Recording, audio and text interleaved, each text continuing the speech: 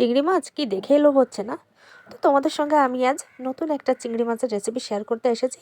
তো চিংড়ি মাছের খোসাটা ভালো করে ছাড়িয়ে নিয়ে ভালো করে ধুয়ে লবণ হলুদ মাখিয়ে দেখো আমি এখানে ভাজি করতে রেখে দিয়েছি। খুব সুন্দর করে ভাজি করব। আর দেখো এদিকে আমি কিন্তু কড়াইতে কিন্তু দিয়ে দিয়েছি তেল, দিয়ে দিলাম গোটা জিরে, ফোড়ন দিয়ে দিয়েছি। এটা আর কিছুই দিব না আমি ফোড়নে। তো আমি এখানে পাশে যে আমি কেটে রেখেছিলাম ছোট ছোট করে কুচি কুচি করে আমি পেঁয়াজটা কেটে রেখেছিলাম, বড় বড় সাইজের দুটো পেঁয়াজ আমি কেটে নিয়েছি।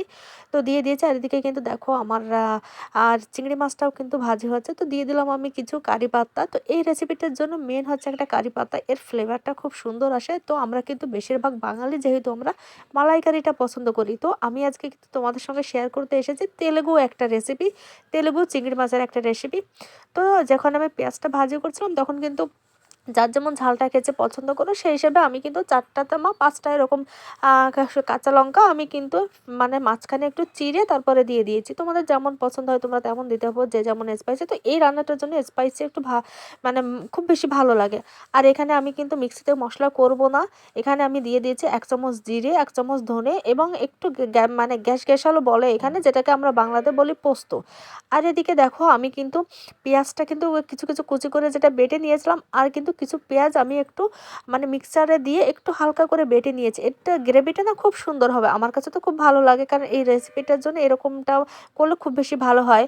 আর এদিকে দেখো আমি যে মানে জিরা, গোটা জিরে, ধনে এবং পোস্ত বাটাটা করেছিলাম, এবং একটু যদি মানে তোমরা যদি দিতে চাও তাহলে হালকা 1টা বা 2টো কাজু দানাও মানে কাজুও দিতে পারো।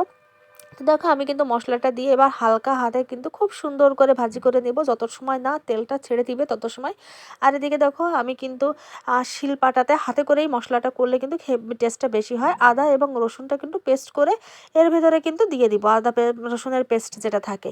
তো মিক্সিতে মশলাটা করলে না অন্যরকম একটা টেস্ট হয়, হাতে যদি তুমি এটা করে দেখো তাহলে কিন্তু ভালো হবে। তো আমার মনে হচ্ছিল একটু তেলটা কম কম হচ্ছে, তো তেলটা একটু বেশি দিতে হয়, সবজিতে একটু তেলটা বেশি পড়ে যেহেতু পেঁয়াজটা অনেক বেশি।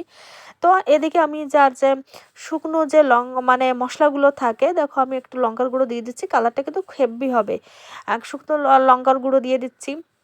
আর দিয়ে দিচ্ছি একটু তোমার কি বলে জিরা গুঁড়ো এবং একটু ধনিয়া গুঁড়ো। তো এটা দিয়ে নিয়ে আমি কিন্তু আরেকটু সুন্দর করে আস্তে আস্তে আস্তে আস্তে করে কিন্তু মশলাটা ভেজে দিব।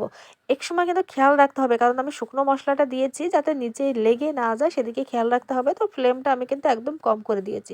আর এদিকে কিন্তু আমি বড় বড় সাইজের 2টো টমেটো পেস্ট করে নিয়েছি। অনেকে কিন্তু কুচি করেও দিতে পারে, কিন্তু কুচি করে দিলে কি হয় ওই একটা মানে ফিনিশন ভালো হয় না। তো আমার কাছে কিন্তু পেস্ট করে দিলেই বেশি ভালো লাগে, গ্রেভিটা খুব সুন্দর স্মুথি একটা গ্রেভি হয়।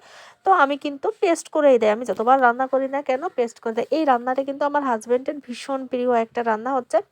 তো আমি কিন্তু টমেটো যে আর বাকি যেটুকু ছিল মিক্সারতে সেটুকু কিন্তু আমি দিয়ে দিয়েছি। এবার হচ্ছে মেন হচ্ছে মশলাটা ভাজির কাজ। এই রান্নাটাতে মশলাটা যতটা সুন্দর করে ভাজি হবে ততটা ভালো হবে টেস্টে খেতে। তো এদিকে আমার মশলাটাও কিন্তু খুব সুন্দর করে ভাজি হয়ে গেছে, তোমরা দেখতেই পারছো। দেখো উপরে কিন্তু তেল ছেড়ে দিয়েছে। আর আমি যে চিংড়ি মাছটা ভাজি করে রেখেছিলাম সেটাও কিন্তু এখন দিয়ে দিলাম। দিয়ে এবার একটু মানে আলতো হাতে হালকা হালকা করে ভাজি করে রেখে দিব, কারণ এটাতে খুব বেশি জল তো আমি ইউজ করবো না। তারপর ঢাকা দিয়ে দিয়ে আস্তে আস্তে আস্তে আস্তে করে ভাজি করে দিব। আর এদিকে আমার যে মিক্সি ধোয়া যে জলটুকু হবে বা হালকা একটু জল, দেখতে পারছো খুব হালকা করে একটু জল, কোনো মতো ছোট একটা বাটি বা ছোট একটা গ্লাসের তোমরা যেটাই বলো না কেন অল্প একটু জল দিয়ে, তারপর তোমার যদি মনে হয় যে মশলাতে একটু লবণ হলুদ কম দিয়েছিলে, তো একটু লবণ এবং একটু হলুদ দিয়ে কিন্তু এবার তুমি ঢাকা দিয়ে রেখে দিবে। তো আস্তে আস্তে আস্তে করে করে এমনিতে চিংড়িগুলো ভাজি, মশলাটাও খুব ভাজি হয়ে গেছে, খুব বেশি রান্নার প্রয়োজন পড়বে না। তারপরে যতটা প্রয়োজন মশলাটা একদম যখন কাছাকাছি চলে আসবে, মশলাটা তেল ছেড়ে দেবে, তখন কিন্তু আমার রান্নাটা কমপ্লিট হয়ে যাবে। তো এরকম করে আমি কিন্তু রেখে দিয়েছি ঢাকনা দিয়ে। তো কিছু সময় রান্না হবে। আর এদিকে দেখো আমি কিন্তু ভরপুর ধনিয়া পাতা কেটে নিচ্ছি, এটার জন্য কিন্তু ধনিয়া পাতার ফ্লেভারটাও খুব বেশি প্রয়োজন। তো দেখো আমার মশলাটা প্রায় কাছাকাছি চলে এসেছে। তো আমি যে ধনিয়া পাতাগুলো কেটে রেখেছিলাম সেগুলো কিন্তু এটাতে এখন দিয়ে দিলাম। দিয়ে আস্তে আস্তে আস্তে আস্তে করে জাল দিতে দিতে যখন দেখবো কমে এসেছে এবং উপরে তেল মানে ছেড়ে দিয়েছে, তখন কিন্তু রান্নাটা কমপ্লিট। তোমরা ট্রাই করে দেখো কিন্তু।